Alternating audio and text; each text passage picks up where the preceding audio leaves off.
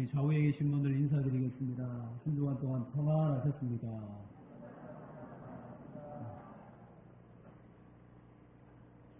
21세기를 대표하는 아주 유명한 무신론자가 있습니다. 리처드 도킨스라는 사람인데요.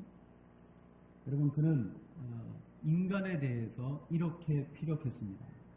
인간은 단백질 덩어리일 뿐 죽으면 장사되어 영원토록 흙으로 존재한다. 여러분, 과거 사회주의, 공산주의가 일어날 때 유물론 사상으로 일어났거든요.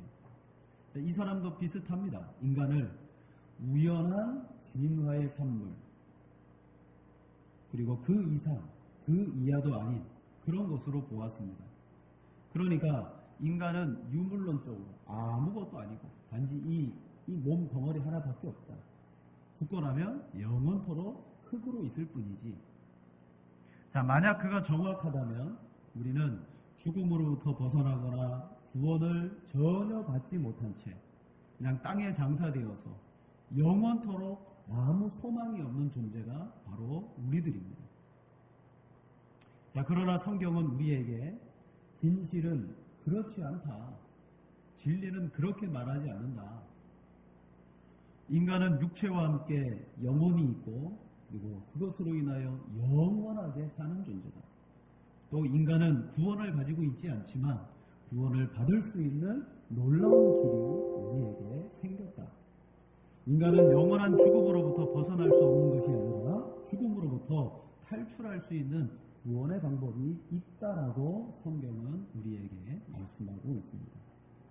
여러분, 구원이라는 말은 뭡니까? 우린 통상적으로 이 구원이라는 말을 많이 쓰는데 어떤 위험한 상황과 처지에서 건짐을 받는 것을 말해요. 우리는 우리에게 있는 형편과 처지에서 우리는 다 건짐을 받아야 됩니다. 그래서 신약 성경을 보면 우리를 건져주시는 예수님을 향하여 뭐라고 부르냐면 구주라고 부릅니다. 구주는 인간이 벗어날 수 없는 그 죄의 굴레에서 우리를 구원하시는 예수님을 가리켜 구주라고 불러요. 성자 예수님이 잉태되실 때 주의 사자가 육신의 아버지인 요셉의 꿈에 현몽했습니다. 그리고 나서 그 요셉에게 태어날 아기의 이름을 예수라고 해라. 혹시 여러분 중에 여러분 태어나기 전에 여러분의 이름이 현몽되었거나 미리 게시되어서 알려주신 분 계십니까? 없으시나요? 우리 예수님은 태어나기 전에 이미 그 이름을 하나님이 정해주셨어요. 뭐라고? 그 이름을 예수라고 해라. 그리고 그 구절 바로 뒤에 보면 예수가 무슨 뜻이냐면 자기 백성을 그들의 죄에서 구원할 자라고 분명하게 말씀하고 있습니다. 자, 예수님은 백성들을, 자기 백성을 죄에서 구원할 자입니다. 그래서 우리는 이 예수님 때문에 지금 구원을 받고 영원히 구원을 받을 수 있는 그런 길을 가진 사람들이 우리들이라는 것이죠. 그래서 성경은 아주 다양하고 많은 주제들이 있을지라도 그 가운데 우리가 꼭 알아야 되고 반드시 들어야 될 주제, 분명하게 다루고 있는 주제가 구원입니다. 창세기부터 요한계시록까지 구원이라는 주제를 이 성경은 다루고 있습니다. 그래서 우리가 성경을 읽을 때 왜 성경을 읽는지를 아셔야 돼요. 사람들은 성경이 세계적인 베스트셀러이기 때문에 교양적인 차원에서 읽을 수도 있습니다. 또 성경은 모든 문학, 역사, 여러분 서양의 역사는요 기독교 역사입니다. 그러니까 모든 역사와 문학과 이 모든 것을 이해하기 위한 기초 학문으로 성경을 읽을 수 있어요. 그리고 어떤 책보다 윤리, 도덕의 가르침이 탁월하다 그렇게 생각해서요 자신의 인격 수양을 위해서도 성경을 읽을 수 있습니다. 그러나 우리가 성경을 읽어야 되는 이유는 다른 그 어떤 곳에서도 구원의 길과 구원받을 수 있는 방편이 제시되지 않지만 오직 성경만이, 오직 성경 안에서만이 우리가 구원을 받는 길이 발견되어지기 때문에 우리는 성경을 보는 것입니다. 요한복음 5장 39절에 예수님이 이렇게 말씀하십니다. 너희가 성경에서 영생을 얻는 줄 생각하고 성경을 연구하거니와 이 성경이 곧 내게 대하여 증언하는 것이니라. 여러분, 성경이 무엇에 대하여 명확한 근거로서 우리에게 말씀하고 있는지를 우리는 알고 성경을 봐야 되고, 그리고 이 구원이 바로 성경의 역할이라는 것입니다. 자, 또한 우리는 성경뿐만 아니고 오늘날 우리가 믿고 따르며 섬기고 함께 모이는 이 교회의 역할도 좀 분명하게 아셔야 됩니다. 자, 성경은 우리에게 구원받는 영생의 길을 제시합니다. 그럼 교회는 무슨 역할을 합니까? 사람들은요, 교회는 아직 구원받지 못한 사람들을 구원하는 기관. 그래서 교회는 예수님을 전하고 저 세상에서 구원받지 못한 사람들에게 복음을 전해서 그들을 전도하는 기관으로 알고 있습니다. 맞습니다. 그 역할이 맞아요. 그러나 이 전도의 역할 이전에 먼저 있어야 되는 것이 있습니다. 아, 그렇군요.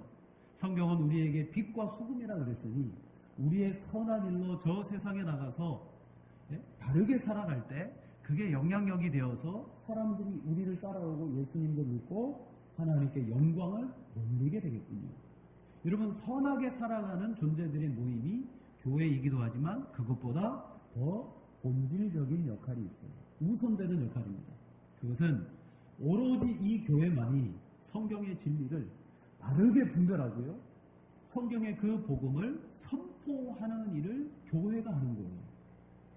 교회가 전도도 할 수 있고 여러분을 훈련시켜서 멋진 사람도 만들어낼 수 있는데, 여러분, 죄인인 우리가 진리를 바르게 알지 못하면 전도할 수 없고요, 진리를 바르게 알지 못하면 하나님께 영광을 돌릴 수가 없습니다. 나아가서 진리가 옳게 분별되고 우리 안에서 선포되고 그것을 믿을 때에 담대하게 전도를 하고 나아가서 예수님을 선포하는 것입니다. 여러분, 세상의 이단들은 아예 진리가 잘못됐습니다. 이단들의 잘못된 점이 너무 많습니다. 그런데 이단들의 공통적인 좋은 점들이 있어요. 그게 뭐냐면 엄청난 전도의 열정을 가지고 있습니다. 이단들은 우리가 따라가지 못하는 엄청난 전도의 열정을 가지고 있어요. 자, 그들은요, 때로는 목숨 걸고 전도합니다. 내가 이 전도하지 않으면 구원에서 탈락된다. 막 그런 잘못된 교리 안에서 대단한 전도의 열심을 가지고 전도합니다. 많은 사람들을 전도합니다. 그런데 여러분, 그렇게 열심히 전도했다 할지라도 진짜 그 전도를 받고 구원받는 사람이 있습니까? 없습니다. 구원받는 사람이 없어요. 왜냐? 그렇게 전도하지만 그들 안에는 진리가 없기 때문이에요. 전도의 열정이 뛰어나거나 아무리 많은 사람들이 모여도 그 가운데 하나님의 진리가 온전하게 선포되지 않으면 구원이 없는 거예요. 디모데전서 3장 15절 후반절에 이렇게 말합니다. 이 집은 살아계신 하나님의 교회요, 진리의 기둥과 터니라. 집이 뭐라고요? 집이 곧 하나님의 교회랍니다. 하나님의 교회를 이 디모데전서에서는 집이라고 표현합니다. 자, 교회는 하나님의 집인데 어떤 집이냐? 진리가 기둥이 되고 터가 되는 집이라는 거예요. 교회는 진리가 터가 되고 진리가 기둥이 되어 있는 곳입니다. 그런 곳에 구원이 있고 그런 곳에 하나님이 역사하십니다. 즉, 하나님은 교회가 성경의 바른 진리를 받고 연구하고 해석해서 선포하고 가르치도록 하셨어요. 그러므로 교회의 가장 밑바닥에는요, 진리가 깔려있고 이 진리로 교회를 세우고 그 교회를 출입하는 여러분들은 진리를 듣고 구원을 알게 되고 그리고 그 안에서 믿어서 신앙인으로 살아가며 나가서 빛과 소금으로 살게 되는 것입니다.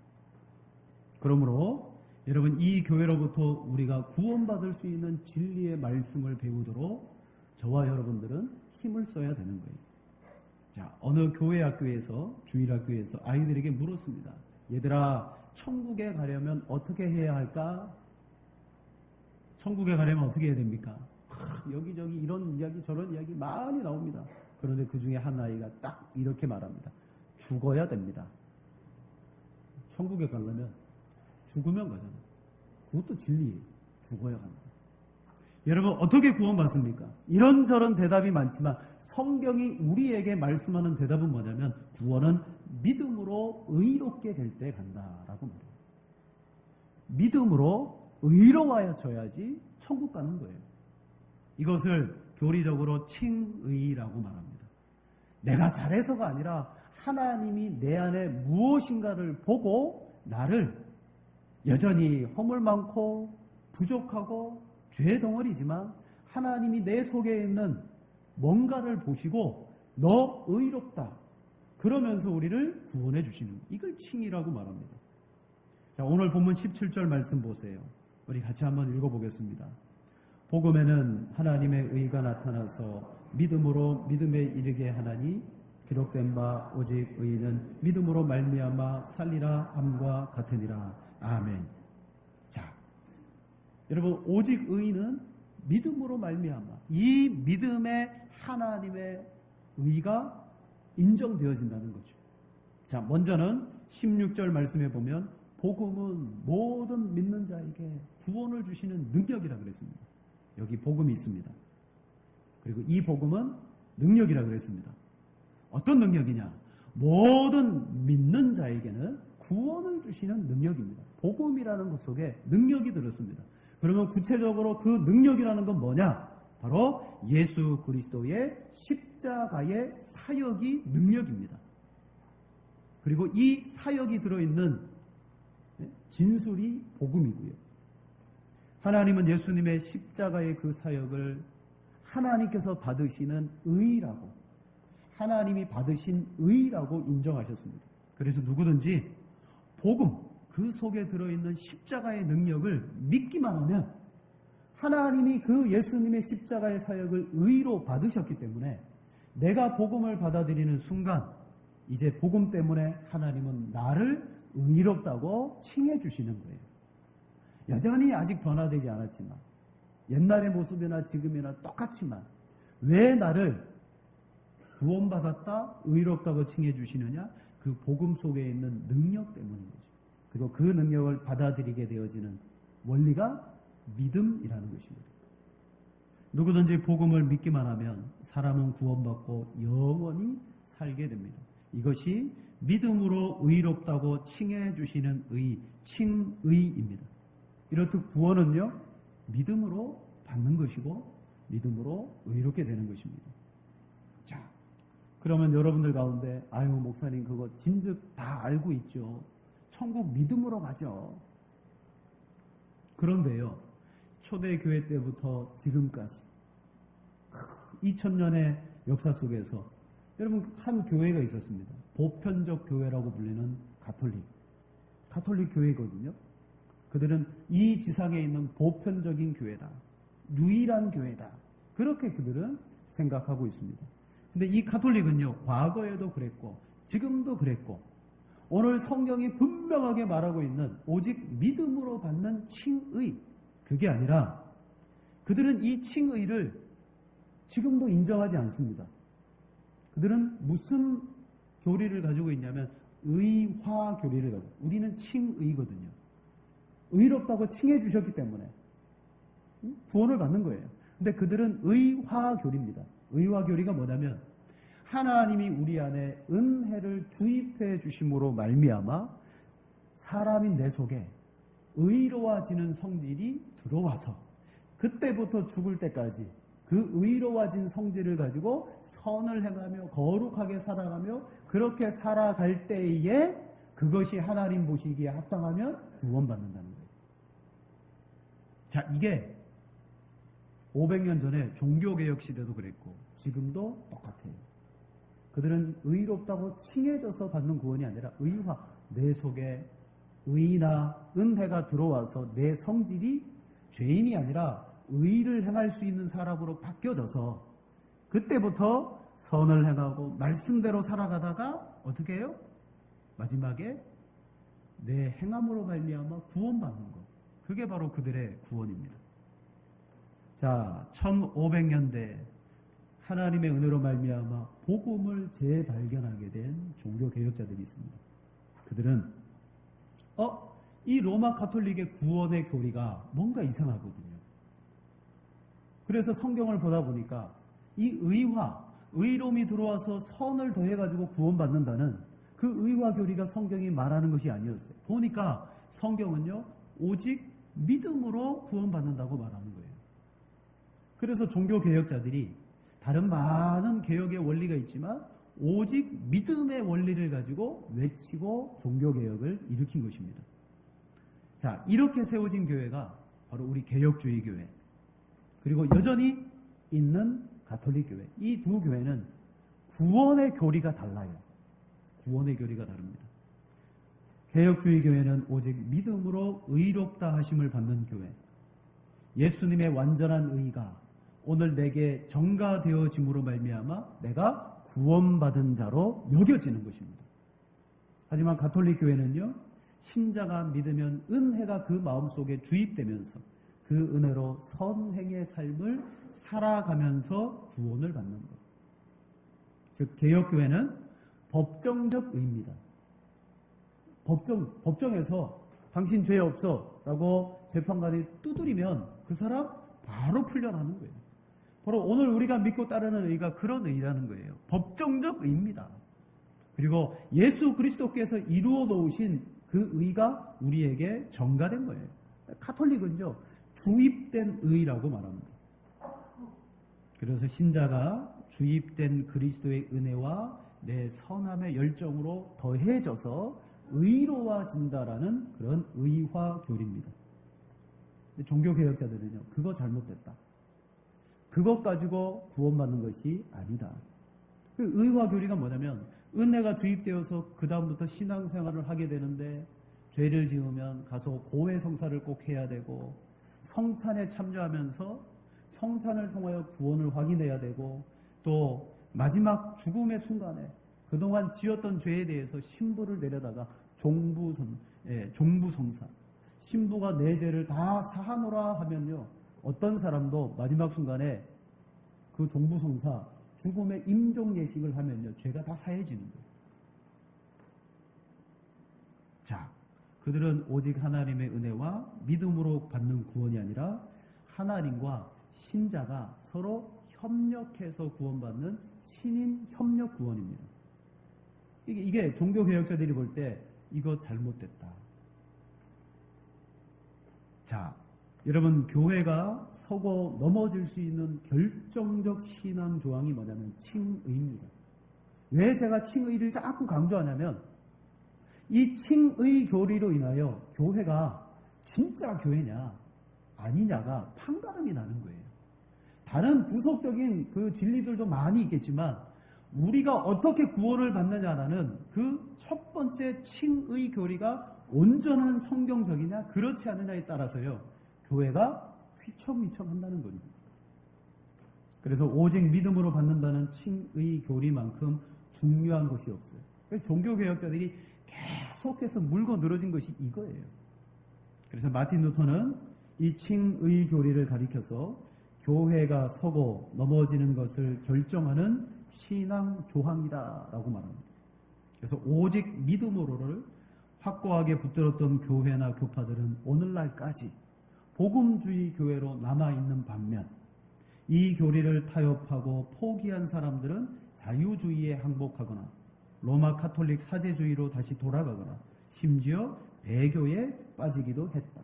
여러분, 배교가 뭐냐면 배교는요, 오직 믿음으로 말미암아 받는 칭의의 구원을요, 다른 것으로도 받을 수 있다라고 돌이키는 거예요. 그게 배교예요. 예를 들면 오늘날 WCC 운동, 그거 배교입니다. 그거 배교예요. 자, 500년 전에 이 로마 카톨릭이 가지고 있는 비성경적 구원에 대해서 종교개혁이 일어났습니다. 종교개혁이 일어났을 때 루터를 비롯해서 수많은 개혁자들이 종교개혁의 5가지 원리를 붙잡았어요. 이 구원의 진리를 세우기 위해서 5가지 원리를 붙잡았습니다. 그 5가지 원리가 여러분 우리가 알고 있고 많이 들어왔던 것들입니다. 근데 그 원리는 그 종교개혁 시절에만 필요하냐, 그때 개혁을 일으킬 때만 그 원리가 필요하냐, 아니면 오늘날에는 죽은 원리냐, 오늘날에도 여전히 우리가 구원받기 위해서는 그 원리를 꼭 붙잡아야 된다는 거예요. 자, 오늘날 교회는요, 이제 초대교회 때부터 이런 어떤 비성경적인 진리의 문제 때문에 계속해서 교회는 진리의 싸움을 해오고 있었습니다. 근데 그 진리의 싸움 말고도 오늘날 교회는요, 세속의 거센 물결의 싸움을 우리는 하고 있어요. 내적으로는요, 진리의 싸움을 합니다. 외적으로는요, 세상 물결과의 싸움을 하고 있어요. 이게 오늘날 교회입니다. 자, 세상 물결이라는 것은 크게는 세속주의를 말해요. 교회 안에 있는 하나님의 나라의 말씀의 가치관으로 교회를 이끌어가야 되는데 세상의 가치관이 교회 안에 들어와 가지고 그것이 교회를 좌지우지하는 겁니다. 자, 그 세속주의는 어떤 것들이 있느냐? 첫 번째는 인본주의라는 게 있어요. 인본주의. 인본주의는 하나님과 인간을 분리시켜서 생각하는 거예요. 하나님 따로 인간 따로. 그리고 모든 것이 이 세상은 하나님 어디 있냐? 하나님은 뒷방 늙은이처럼 구경하고 있지 않냐? 모든 것이 인간들이 이룩한 것이 아니냐? 그러면서 이 세상을 인간이 중심이라고 말하는 것이 인본주의입니다. 그래서 오직 인간의 영광을 위해서 일하고 있어요. 한국교회와 전 세계적으로 이 인본주의가 아주 극을 달하고 있습니다. 이제 극도를 향하여 달려가고 있는데 그 인본주의의 아주 대표적인 현상이 무엇입니까?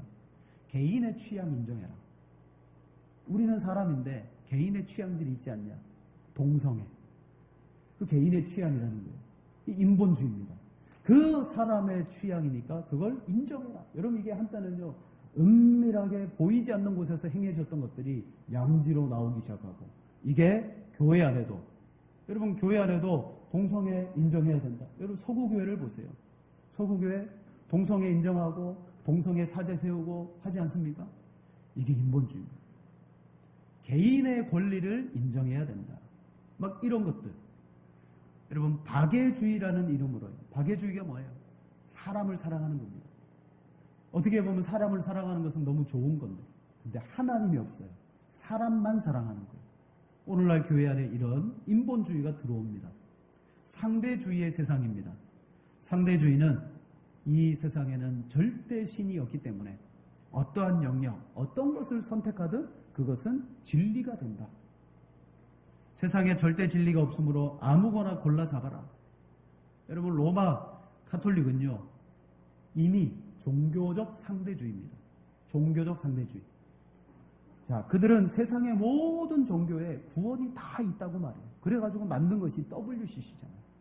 WCC는요, 기독교회만 들어오는 게 아니에요. 거기에는 온 세상 종교가 다 들어와서 회의를 합니다. 근데 그 WCC에 천주교가 감리교도 부르고, 어느 교단도 부르고, 통합교단도 부르고, 이미 통합교단은 WCC에 가입해가지고 회의 들어가고 참석하고 다 합니다.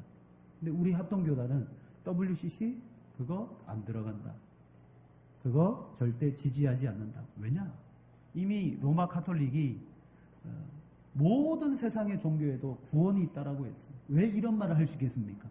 그들이 가지고 있는 구원의 교리가 잘못됐기 때문에 진리를 파수하지 못하는 거예요. 우리는 진리를 지키기 위해서 WCC 혼합 종교 운동을 우리는 들어가지 않는다. 상대주의 세상이 교회 안에 밀려 들어옵니다. 물질주의가 들어옵니다. 이런 말씀 많이 들어보셨을 거예요. 요즘 교회하는 부흥되는 교회는 넓은 주차장이 있어야 된다. 우리 교회도 그 교회 중에 하나예요. 여러분 오해하지 마십시오. 넓은 주차장, 차가 많이 세워졌다고 여러분 그거 가지고 교회가 부흥되는 거 아닙니다. 만약 그거 보고 교회에 왔다면 여러분 그 사람들은 언젠가 떨어지게 돼 있습니다. 야, 이 교회 차 주차 넓네? 이 교회 좋네? 그거 보고 온 사람들은 떨어집니다. 왜? 이따가 메리트를 느끼지 못하면 갑니다. 교회 주차장이 크고 작은 거 그건 문제 아닙니다. 이런 말도 있습니다. 교회가 부흥하기 위해서는 상가 교회는 안 된다. 어떤 이 물질로 교회라는 그 아주 진정한 본질이 아니라 외적인 틀을 가지고 교회의 부흥을 주장합니다. 그래서 교회가 건물을 사거나 땅을 사면 교회를 보고 부흥했다라고 말합니다. 그런 면에서 한 가지 말씀드리면, 여러분 교회는요 좀 불편해도 됩니다. 편하기 위해서 교회 오는 거 아니에요. 교회에서 여러분 주일을 아주 오래 계신 분은 하루 종일도 계시겠지만, 교회에서 여러분 편하게 있다가 가기 위해서 오는 거 아니에요. 아니에요. 오히려 제가 생각할 때는 교회는 여러분을 상당히 불편하게 만듭니다. 평소에는 내가 죄인이라고 생각하지 않는데 교회만 오면 자꾸 나보고 죄인이라고 해요. 교회만 오면 회개하라고 그러고, 이미 여러분은 진리 가운데 들어올 때 불편하기를 각오하신 분들입니다. 하나 광고 드릴게요. 주보에 보면 이 끝에 이 광고란에 맨 밑바닥에 이렇게 2부 예배 시 앞자리부터 앉아주시고 한 자리에 5분씩 앉아주시면 감사하겠습니다. 왜 이런 광고를 내야 됩니까? 지난주가 첫 주였죠. 새해 첫 주다 보니까 1부 예배도 많이 오셨고 2부 예배도 많이 오셨어요. 앉을 자리가 없는 거예요. 그럼 마지막에 예배가 시작됐는데 마지막에 늦게 들어오신 한 3분이 들어왔다가 자리가 없으니까 그냥 가셨어요. 제가 아는 분들이 가셨어요. 근데 뻔히 보니까 이 앞자리에 한 줄, 두 줄들이 다 비어 있는 거예요. 그리고 성도님들이 이 의자가 여러분 몇 인용 의자 같아요? 좀 살찌신 분들은 4인용이고 이게 웬만하신 분들 5분이 다 앉는 의자입니다. 충분히 그렇게 앉을 수 있는. 우리 어떻게 앉아요? 그냥 널찍하게 그렇게 앉아 계시더라고요. 그런데 안내하시는 분들이 좀 들어가라 그러면 언짢아 합니다. 여러분 우리가 그러더라고요. 언짢아 하고 싫어하고, 그리고 안으로 들어가시라 그러면 들어가는데 굳이 일어나가지고 새로 오신 분을 안으로 들어가라고 자기 자리 지키려고.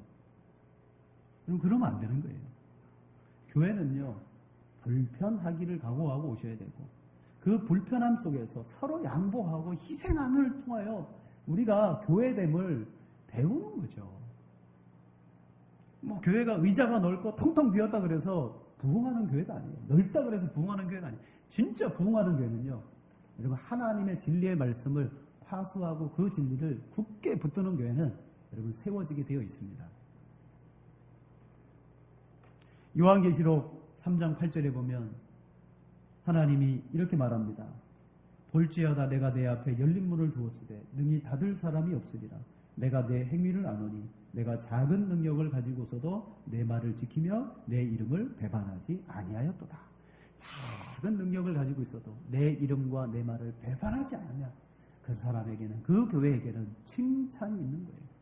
오늘 열악해도 힘들어도 우리는 그 안에서 그 작은 능력으로 함께 하나님의 진리를 지킬 때 여러분 그것이 교회와 여러분들에게 아주 칭찬이 되고 복이 될 줄로 믿습니다. 물질주의가 있고요. 또 하나는 실용주의입니다. 세상은 완전히 실용적입니다. 실용적이라는 건 뭐예요? 효과가 있으면 쓰고 효과가 없으면 안 쓰는 거예요. 근데 그런 정신이 교회 안에도 들어왔다는 거예요. 세속적이고 비성경적이라 할지라도 성도들이 좋아하고 흥미를 가지면 갖다가 쓰는 거예요. 막 갖다가 씁니다. 효과가 좋으면. 예를 들면 여러분 미국에 가면 교회의 부흥을 위해서 막 이것저것 다 해요. 주일에 예배 드리던 교회가 성도들을 위해서 토요일에 예배 드린다고 막 예배 드리는 날짜를 바꿔버립니다. 그리고 여러분 우리 교회는 저녁 예배 드리지만 한국의 거의 90% 이상의 교회들이 이제 오후 예배를 드립니다. 근데 여러분 오후 예배를 드리다가요 어떻게 되는지 아세요? 양평에도 그런 교회 많아요. 왜 오후 예배도 드리지 맙시다. 제가 아는 교회도 오후 예배 안 드리는 교회 많아요. 오후 예배도 드리지 맙시다. 그게 뭡니까? 그게 실용주의. 누가? 목사님 우리 오후 예배 안 드려요? 오후 예배 드리면 성도들이 더 많이 모일 텐데. 의도가 그거예요. 점심 먹고 빨리 모이면 성도들이 집에 가지 않고 많이 모이겠구나. 처음에는 좀 그렇죠. 똑같습니다. 저녁 예배, 오히려 저녁 예배가 더 많이 나옵니다. 그러다가 오후 예배 드리다가요, 목사님 어느 교회 오후 예배도 안 드린다는데 그 교회는 구역별로 모이고 전도회로 모이래요. 취미로 모이래요. 우리도 한번 해볼까요? 막 그러면요 또 그렇게 갑니다. 예배 자체가 없어지는 거예요. 이 실용주의입니다. 성도들이 좋아하고 효과가 있고 원하면 다 하는 거예요. 전에 한번 말씀드렸습니다. 미국 플로리다에 가면 휴양교회가 있다고 그랬습니다. 그 교회는 급행 예배를 드린다 했죠. 휴양지에 온 신자들에게 빨리 예배 드리고 가서 놀아라. 22분 예배입니다. 예배 땡, 예배 끝 22분. 그래서 앞에 급행교회, 우리 교회는 22분 만에 예배를 마쳐드립니다. 막 그러니까요. 휴양지에 왔던 사람들이 막 몰려오잖아요. 효과가 좋으니까. 다른 데서도 안 써먹겠습니까? 또 써먹는다는 거예요. 여러분, 이 말씀의 강단도 마찬가지입니다. 진리의 복음을 선포해야 되는 강단이 효과가 있다고 여러분 심리학인 긍정의 힘을 성도들에게 말하니까 성도들이 좋아하는 거예요. 적극적 사고방식 이런 것들을 말하니까 성도들이 좋아하는 거예요. 그래서 한국교회가 또 수입해가지고 또 그걸 했잖아요. 이게 실용주의입니다. 여러분 교회는 내적으로는 칭의와 같은 구원에 관련된 진리의 싸움을 싸우고요. 외적으로는 이 세속적인 물결들이 계속 넘어 들어오고 있습니다. 근데 교회를 진짜 넘어지게 하거나 세우는 중요한 교리가 있다면 칭의예요. 어떻게 우리가 구원받느냐의 교리가 성경은 우리에게 분명하게 제시하는 것인데 그걸 여러분 조금이라도 빼거나 첨가시키잖아요. 교회가 넘어가 버리고 말입니다. 그러므로 여러분 우리 교회가 세워지는 아주 중요한 신앙 핵심이 뭐냐면 종교개혁자들이 개혁의 원리로 가졌던 오직 신앙을 우리도 고수해야 된다는 거예요. 자, 여러분 예수님이 오시는 날까지 개혁자들이 붙잡았던 그 5가지의 핵심 원리를 우리도 확실하게 붙잡고 신앙생활을 해야 됩니다. 그래서 올해 우리 교회 표어가 뭐예요? 다 같이 한번 읽어볼까요? 오직 신앙으로 거룩하게 세워지는 교회.